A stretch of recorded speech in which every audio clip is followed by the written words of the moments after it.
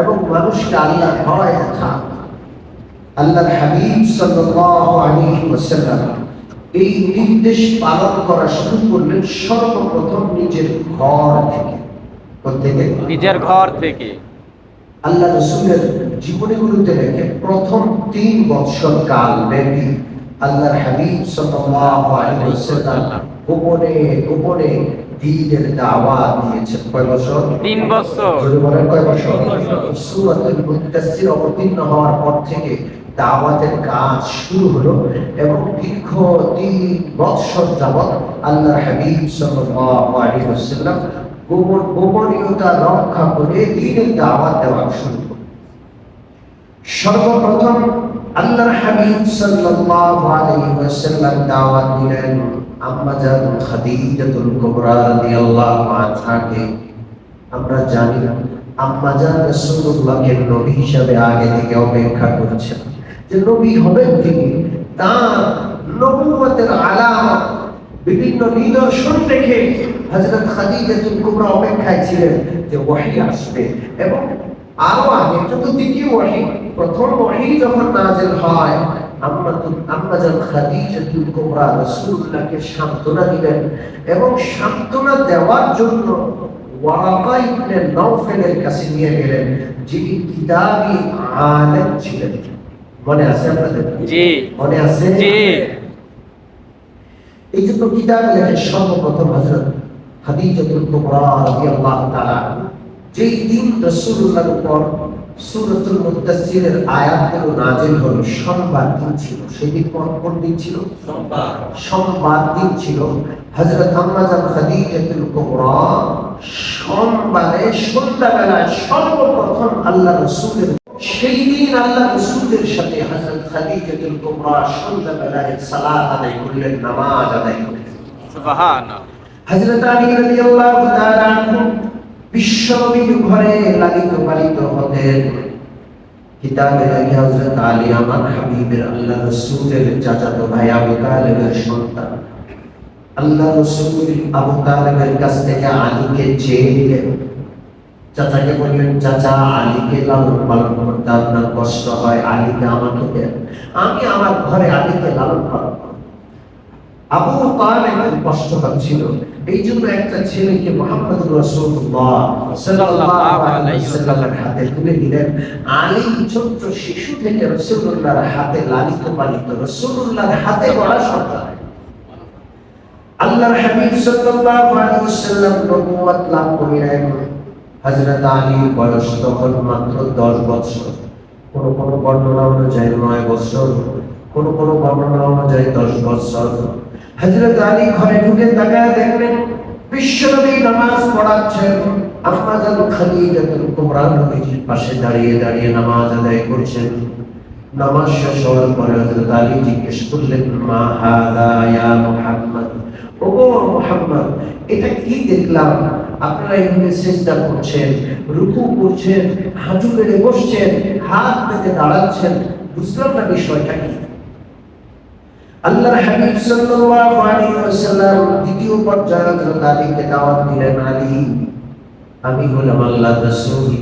আল্লাহ রাব্বুল আলামিন আমাকে রিসালাত দিয়েছেন, পবিত্র কোরআন নামক আল্লাহর বাণী আমাকে দান করেছেন, নামাজ পড়ার নির্দেশ দিয়েছেন। লাত উজ্জা সহ মক্কাবাসী যে সমস্ত মূর্তিগুলোর পূজা করে, সমস্ত পূজাগুলোকে অস্বীকার করে এক আল্লাহর ইবাদত করতে হবে। কয়জন? একজন। বলেন কয় আল্লাহ? একজন। আর আল্লাহর ইবাদতটা এইভাবে নামাজের মাধ্যমে পালন করতে হয়। তুমি যদি রাজি হও, আমার কাছে কালমা পড়ে মুসলমান হয়ে যাও, এক আল্লাহর একাত্মবাদে বিশ্বাস। সুবহান। কিতাবে লেখা আছে, আলী বললেন, ওগো মুহাম্মদুর রাসূলুল্লাহ, বিষয়টা যেহেতু নতুন, এর পূর্বে আমি এই বিষয়টা দেখি নাই, বুঝি না, ছোট্ট মানুষ, আমি আমার বাবা আবু তালেবের সাথে একটু পরামর্শ করব, এরপর আপনার সাথে কি করা যায় সেই ব্যাপারটা জানাবো। কিতাবে লেখে আল্লাহ রাসূল আলীর হাত ধরলেন আর বললেন, আলী, আপাতত বিষয়টা গোপন রাখো, তোমার মনে চায় মুসলমান হও, মনে না চায় তুমি চিন্তা ফিকির করো, ভাবো, কিন্তু আবু তালেবের কাছে এই মুহূর্তে প্রকাশ করো না। অর্থাৎ আল্লাহর হাবিব সাল্লাল্লাহু আলাইহি ওয়াসাল্লাম বিষয়টা কি করতে চাচ্ছেন? গোপন রাখতে চাচ্ছেন। কি রাখতে চাচ্ছেন? গোপন রাখতে গোপন চাচ্ছেন। রাখতে চাচ্ছেন। হযরত আলী রাদিয়াল্লাহু তাআলা আনহু বিষয়টাকে গোপন রাখলেন। আবু তালেবের সাথে বিষয়টা পরামর্শ করতে আর গেলেন না। আজকে রাত পার হলো, সোমবার শেষ হলো, মঙ্গলবার শুরু হলো, সকালবেলা আলী আগে ঘুম থেকে উঠে অপেক্ষা করছে। সুযোগ বুঝে আল্লাহ রাসূলের কাছে গিয়ে বলল, ও মুহাম্মদ সাল্লাল্লাহু আলাইহি ওয়াসাল্লাম, আর কারোর সাথে পরামর্শের দরকার নাই। সারা রাত চিন্তা ফিকির করে আমি সিদ্ধান্ত নিয়েছি, আপনি যেই একত্ববাদের দাওয়াত দিচ্ছেন, আমি আলী সে একত্ববাদকে গ্রহণ করতে তৈরি। সুবহানাল্লাহ। আল্লাহর হাবিব সাল্লাল্লাহু আলাইহি ওয়াসাল্লামের ঘরে বসবাস করতেন একজন কৃতদাস, নাম হলো যায়েদ ইবনে হারেসা। কি নাম?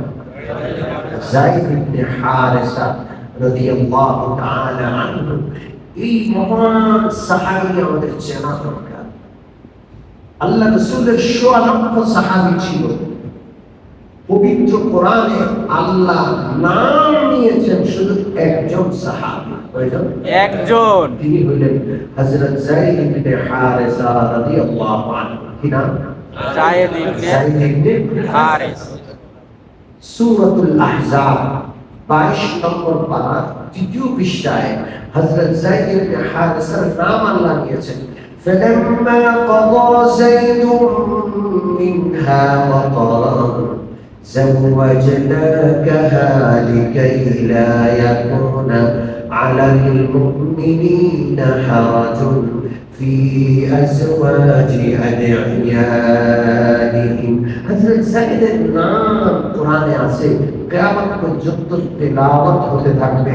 যায়েদ নামকে উচ্চারণ করলে 3টা অক্ষর কমপক্ষে কয় নাকি? 30টি। যদি বলেন কয় নাকি? 30টি। এত দামি সাহাবা, তার পরিচয় জানার দরকার আছে না? আছে। একেবারে প্রথম সারির মুসলমান, রাসূলুল্লাহর ঘরে থাকেন, রাসূলুল্লাহর দাস, রাসূলুল্লাহর খেদমতে সারাক্ষণ ব্যস্ত। এই দাস যায়েদ ইবনে হারেসা রাদিয়াল্লাহু আনহু জীবনী আমরা অনেকেই জানি না। আমাদের সন্তানরা তো জানেই না।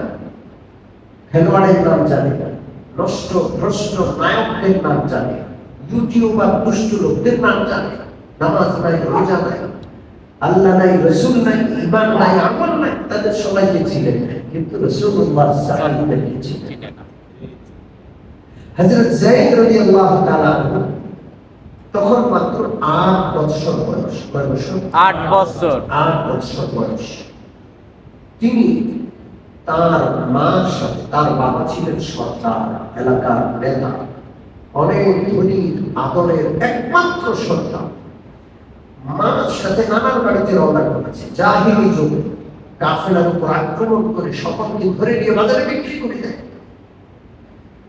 মার সাথে নানার বাড়িতে যাচ্ছিল, হঠাৎ করে এই কাফেলার উপর আক্রমণ, এবং যায়েদ 8 বছরের এই বালক মায়ের বুক থেকে দস্যুরা আরবের মূল ডাকাতরা ছিনিয়ে নিয়ে ওকাজের বাজারে যায়েদকে বিক্রি করে।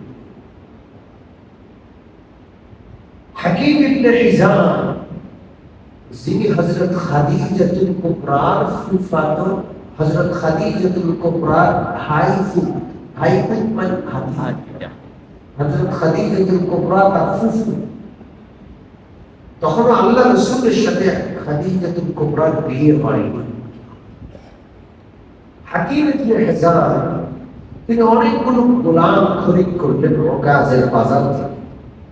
বড় ব্যবসায়ী ছিলেন, পরবর্তীতে মুসলমান হয়েছে, সারা জীবন মুসলমান হন না, একেবারে আল্লাহ রাসূলের শেষ জীবনে এসে যায় হাকিম ইবনে হিজাম রাদিয়াল্লাহু তাআলা শেষে কি হয়েছে?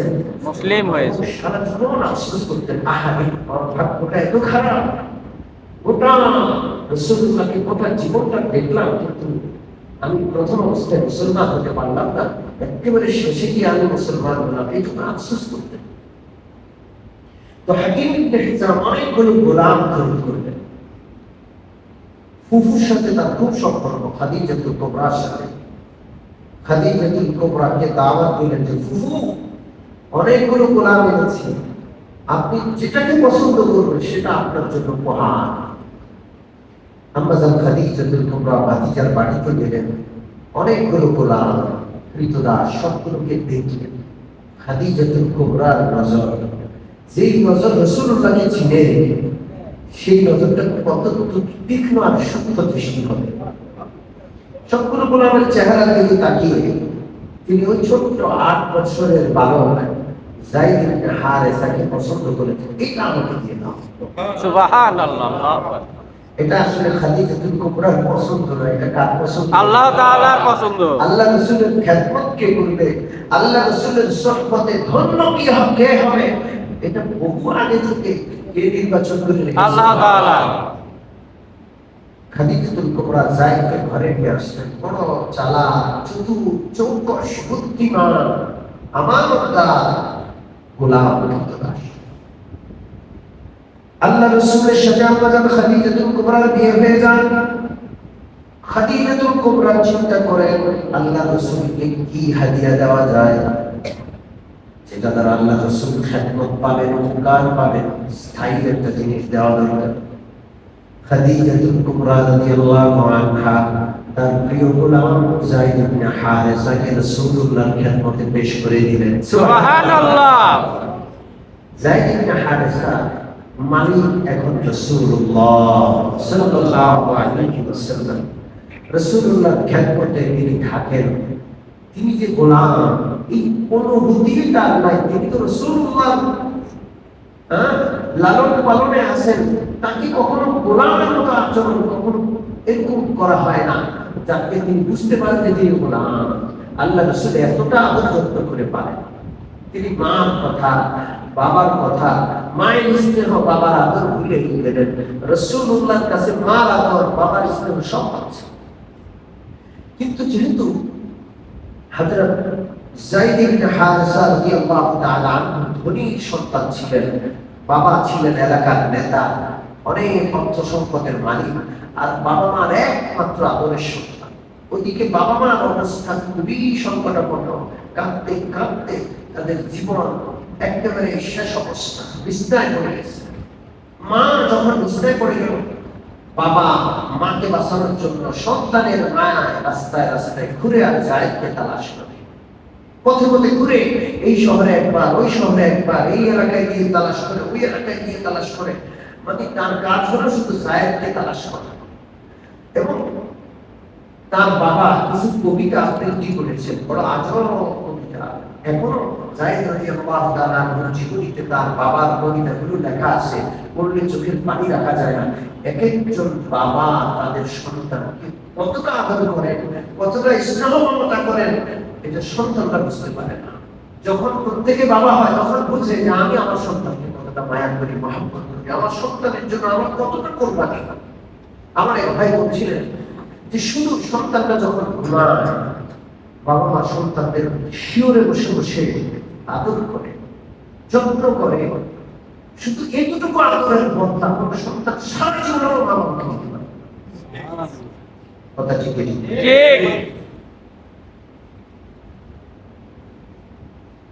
এই মাগরিবের পরে বাবা তার সন্তানকে আমার কাছ থেকে ছেড়ে দিতে আসছে, বুকে ধরে রাখছে, শুধু চুমা খাচ্ছেন। আমার মনে হচ্ছে এত আদর করে যে ওই সন্তানটাকে বাবা চাচ্ছে কলিজার ভিতরে ঢুকে। কথা ঠিক? প্রত্যেক বাবা, প্রত্যেক মা এমন। কিন্তু আমরা মাদের ভুলে যাই, বাবাদের ভুলে যাই। আল্লাহ যেন আল্লাহর পরে সবচেয়ে বেশি স্মরণ রাখা মা বাবাকে স্মরণ রাখার তৌফিক দান। আমিন। হযরত যায়েদ রাদিয়াল্লাহু তাআলা আনহুর বাবা পথে পথে ঘুরে পাগলের মতো, সেই ধনী মানুষ, সেই এলাকার নেতা, পথে পথে পাগলের মতো ঘুরে আর কবিতা পড়েন, বাকাইতু আলা সাইয়্যিদিন ওয়া লাম আদরি মা ফাআল আহাইয়ুন ফায়ুজা আম আদাতুনাল আজাল। কান্দের আর বলে, ভাই আমার কান্না কোনোদিন শেষ হবে না। আমি জানি না যায়েদ কি জীবিত না মৃত, আমি জানি না, তারপরে আমি তালাশ করি। যতদিন আমার এই দেহে প্রাণ আছে, আমি পথে পথে ঘুরে আমার প্রাণ শেষ করবো, জানটা দিব, আমি তাও যায়েদকে তালাশ করতেই থাকবো।